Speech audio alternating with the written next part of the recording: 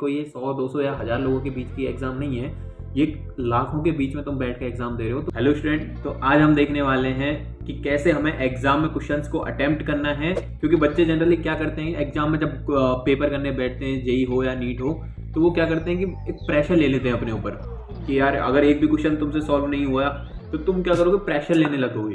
ठीक है, और वो चीज़ बहुत ज़्यादा गलत हो जाती है, क्योंकि उसकी वजह से एक क्वेश्चन तुमसे नहीं हो रहा, उसकी वजह से तुम्हारे और भी क्वेश्चन फिर नहीं होने लगते हैं, क्योंकि तुम एक बहुत प्रेशर ले चुके होते हो माइंड पे, और एक बहुत नेगेटिव थिंकिंग तुम बना लेते हो कि यार एक क्वेश्चन नहीं हुआ, अब यार क्या होगा, मार्क्स का क्या होगा, तुम वो सोचने लग जाते हो। तुम ये नहीं देखते कि क्या पता नेक्स्ट क्वेश्चन हमसे हो जा रहा हो।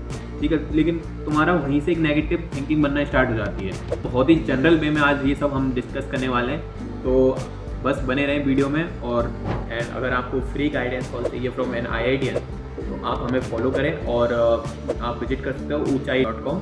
ठीक है, कि कैसे हमें प्रेशर को, एग्जाम के प्रेशर को हैंडल करना है, क्योंकि कोई छोटी मोटी बात नहीं है। तुम जेई का पेपर देने जा रहे हो, नीट का पेपर देने जा रहे हो, एक बहुत बड़ी एग्जाम होती है। ठीक है, और यहाँ पे प्रेशर को हैंडल करना एक बहुत ज़रूरी चीज़ हो जाती है। ठीक है, क्योंकि यहाँ पे ऐसा नहीं है कि तुम 10 लोग, 40 लोग या 100 लोगों के बीच में बैठ के एग्जाम दे रहे हो, नहीं, लाखों के बीच में बैठ के तुम एग्जाम दे रहे हो। अपने माइंड पर जब बहुत ज़्यादा प्रेशर होता है तो हम नहीं सोच पाते, हम अपनी थिंकिंग को उस डायरेक्शन में नहीं ले जा पाते हैं। तो चलो देखते हैं कि कैसे हमें क्वेश्चंस को अप्रोच करना है अपनी एग्जाम में, ताकि हम एक अच्छा मार्क्स अचीव कर पाएँ, और अपने मेंटली प्रेशर को कैसे हैंडल करना होता है एग्जाम में। क्योंकि जैसा कि मैंने बताया कि कोई ये 100, 200 या 1000 लोगों के बीच की एग्जाम नहीं है, ये लाखों के बीच में तुम बैठ के एग्जाम दे रहे हो। तो कैसे अपने मेंटली प्रेशर को हैंडल करना है और कैसे हमें क्वेश्चंस को अप्रोच करना है, चलो अब स्टार्ट करते हैं देखना। ओके, जैसे मान लो तुमने स्क्रीन खोली और तुम्हारे सामने आई फिजिक्स, तो तुम्हें कैसे अटेम्प्ट करना है। सबसे पहले फिजिक्स को तुमने देखा कि यार physics I, obviously 1 to 30 question उसमें तुम्हें दिखेंगे पूरे नीचे। ठीक है, ऐसे करते करते 30 क्वेश्चन है। ठीक है, तो तुम्हारा बेस्ट अप्रोच होना चाहिए। मान लो तुम्हें पहला क्वेश्चन तुमने देखा और तुम्हें लगा कि यार ये तो मुझसे नहीं सॉल्व होता है। ठीक है, तो तुम्हें अगर तुमसे सॉल्व नहीं हो रहा है, चलो उसको अभी के लिए डाल दो मार्क फॉर रिव्यू में। ठीक है, अभी तुमसे नहीं हो रहा है, चलो उसको तुमने क्वेश्चन को डाल दिया मार्क फॉर रिव्यू में। लेकिन इसकी भी एक कंडीशन है, तुम्हें वो चैप्टर या तो पढ़ा हुआ होना चाहिए अच्छे से, कि तुम्हें लग रहा है कि यार हाँ मैंने पढ़ा है चैप्टर, मुझे ये क्वेश्चन, मैंने ऐसे टाइप के क्वेश्चन करे हैं, लेकिन अभी मेरे को वो माइंड में क्लिक नहीं कर रही है, तो तुम उसको मार्क फॉर रिव्यू में डालो। अदरवाइज तुम स्किप करो भाई, मत डालो, क्योंकि इतना तुम्हारे पास टाइम नहीं है कि तुम दोबारा इस क्वेश्चन पे आओ, दोबारा दिमाग लगाओ, दोबारा अपना टाइम लगाओ। देखो, सबसे सही अप्रोच यही होती है कि अपने टाइम को एक सही जगह लगाना। ठीक है, मतलब तुम अपने क्वेश्चन जो हैं, जो क्वेश्चन तुमसे बन जाएंगे, पहले उन पे टाइम दो। ठीक है, जो नहीं बन रहे उन पे तो हम करेंगे ना बाद में। ठीक है, ये नहीं कि तुमने एक क्वेश्चन पकड़ा और उसके बाद लगे पड़े कि यार ये हो जाएगा बस करता हूँ, और तुम लग रहे हो और तुमने देखा 10 मिनट हो गए, 10 मिनट दे दिए तुमने एक क्वेश्चन में, और फिर भी वो नहीं बना। तो चलो बाई चांस चलो बन भी गया, लेकिन तुम 10 मिनट में देखे +4 ला रहे हो, और वही तुम्हारा ओपोनेंट 1 मिनट या 2 मिनट के अंदर उस क्वेश्चन को सॉल्व करे, दूसरे क्वेश्चन को सॉल्व करके +4 मार्क्स ला लिया। तो तुम्हारे पास तो टाइम कम पड़ गया ना और क्वेश्चन के लिए। इसके बाद चलो मान लिया तुमने मार्क को रिव्यू में डाल दिया, अगर तुम्हें नहीं हुआ, इसके बाद लेट्स सपोज तुमसे दूसरा क्वेश्चन हो गया, तीसरा क्वेश्चन हो गया, तुमने सॉल्व कर दिया, अच्छी बात है, लेकिन तुमसे चौथा क्वेश्चन नहीं हो रहा है। तो ये नहीं है कि अपने ऊपर मेंटली प्रेशर ले लेना है कि यार एक क्वेश्चन मुझसे पहले नहीं हुआ था, और दूसरा क्वेश्चन जो है अब एक और क्वेश्चन ऐसा आ गया जो मुझसे नहीं हो रहा है। उसके बारे में इतना सोचना नहीं है कि यार भाई अब तो मतलब पेपर खराब हो गया, ये हो गया, वो हो गया। नहीं, कोई बात नहीं हुआ तो हम अगले क्वेश्चन पे जाएंगे। मेंटली बिल्कुल प्रेशर नहीं लेना है। ठीक है, क्योंकि जहाँ तुम मेंटली प्रेशर लेने लगते हो ना, तो जो चीज़ें तुम्हारे दिमाग में आ रही होती हैं, जो चीज़ें तुम्हारे दिमाग में क्लिक हो रही होती हैं, वो चीज़ें भी तुम फॉरगेट कर देते हो, मतलब भूलने लगते हो। ठीक है, तो वो चीज़ नहीं करनी है। मेंटली प्रेशर बिल्कुल नहीं लेना है। ठीक है, मेंटली प्रेशर बिल्कुल नहीं लेना है। कोई बात नहीं हुआ था, छोड़ दिया। ठीक है, अगर तुम्हें लगता है कि हाँ ये हो जाएगा, तो तुम इसको मार्क फॉर रिव्यू में डाल सकते हो।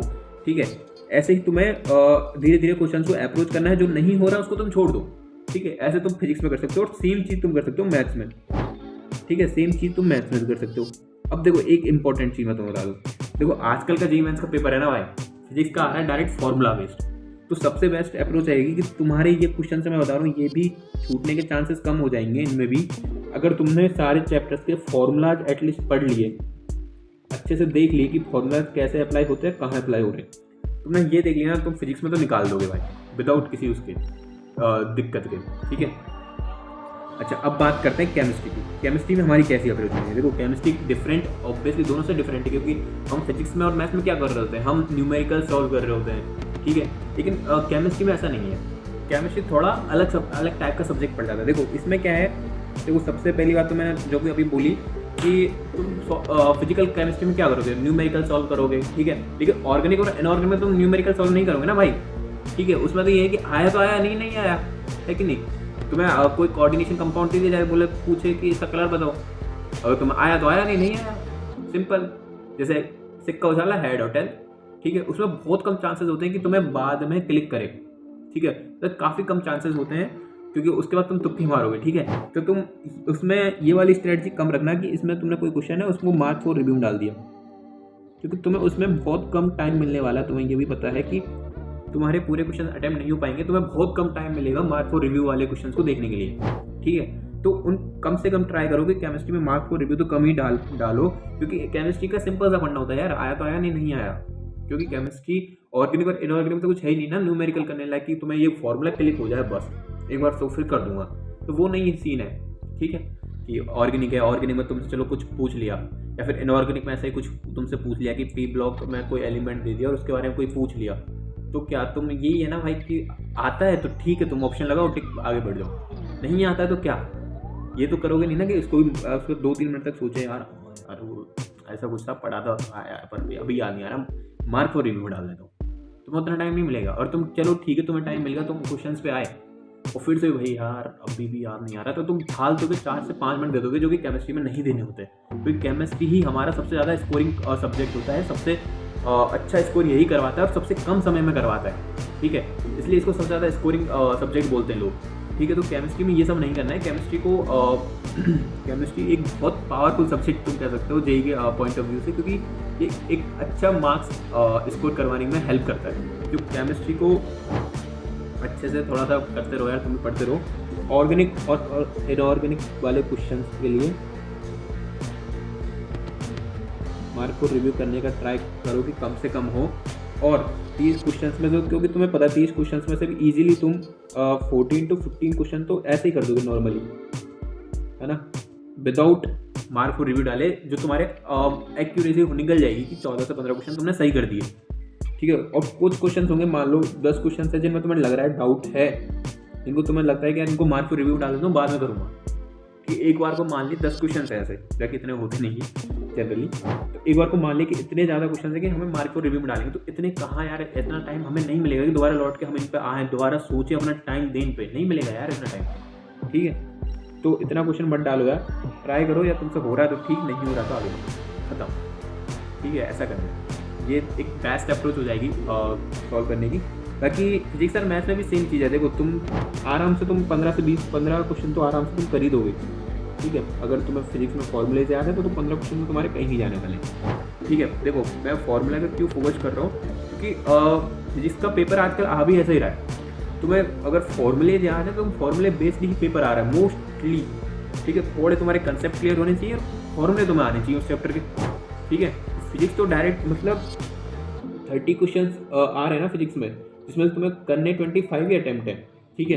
लेकिन इन 30 क्वेश्चन में से ये लगा लो कि 25 क्वेश्चन जो है वो डायरेक्ट फॉर्मूला बेस्ड है, डायरेक्ट फॉर्मूला बेस्ड, थोड़ा सा कंसेप्ट और फॉर्मूला, बस ये आ रहा है फिजिक्स में, ठीक है। तो बस फॉर्मूले पे फोकस करते रहो यार। देखो अगर तुमने कोई चैप्टर नहीं है तैयार, किसी चैप्टर की तुम्हारी तैयारी नहीं है, तो तुम उसके फॉर्मूले पढ़ लो, ठीक है। सिंपल फॉर्मूले पढ़ लोगे, बहुत ज़्यादा हेल्प करेगा तुम्हारे, ठीक है। मैं बता रहा हूँ 30 में से 25 क्वेश्चन जो कि तुम्हें अटेम्प्ट भी करने 25 ही, वो 25 क्वेश्चन तो फॉर्मूला बेस्ड ही आ रहे हैं भाई।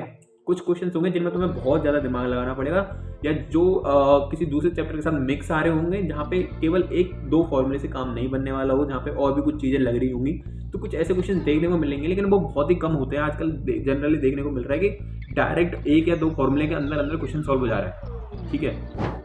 इसमें से भी 25 में से भी आराम से तुम्हें 10 से 15 क्वेश्चन तो ऐसे हैं जो सिर्फ एक फॉर्मूले, एक छोटे से फॉर्मूले के ऊपर क्वेश्चन खत्म हो जाएंगे, ठीक है। तो सारे चैप्टर्स के फॉर्मूलाज तुम्हें कम से कम आने चाहिए। तो फिजिक्स के लिए तो ये बहुत एक बेस्ट अप्रोच हो जाएगी। और मैथ्स के लिए भी मैंने तुम्हें बताया कि मैथ्स में भी सेम सिचुएशन है, मार्क फॉर रिव्यू में डालो अगर तुम्हें लगा कि ये चैप्टर मैंने क्लियर कर रखा है, बस अभी मेरे को थोड़ा अप्रोच नहीं हो रहा है तो कोई नहीं, मैं इसको मार्क फॉर रिव्यू में डाल देता हूँ। लेकिन अगर तुमने कोई चैप्टर पढ़ा ही नहीं है ढंग से, या फिर थोड़ा सा तुम्हारे उसमें कंसेप्ट काफ़ी ज़्यादा वीक है, तुम इस क्वेश्चन में फालतू में ही मार्क फॉर रिव्यू में डाल के अपना टाइम वेस्ट करोगे बाद में आके, तो वो सब नहीं करना है, उसको स्किप कर देना है। ठीक है, सिंपल सा रीजन। ठीक है, ओके। तो आई होप अगर तुम्हें अभी ये वीडियो पसंद आई हो तो तुम्हें पता ही क्या करना है, लाइक करना है, शेयर करना है, सब्सक्राइब करना है, अपने दोस्तों को भेजना है कि एक बढ़िया स्ट्रैटेजी बता रहे हैं भैया, तो उनसे थोड़ा एक बार समझें कैसे क्या करना है। ठीक है, और अगर तुम्हें मेंटरशिप चाहिए, ठीक है, IITians के थ्रू, तो तुम ऊंचाई.com पे जाके वहाँ से मेंटरशिप ले सकते हो। और बाकी मिलते हैं नेक्स्ट वीडियो में, तब तक के लिए ओके बाय।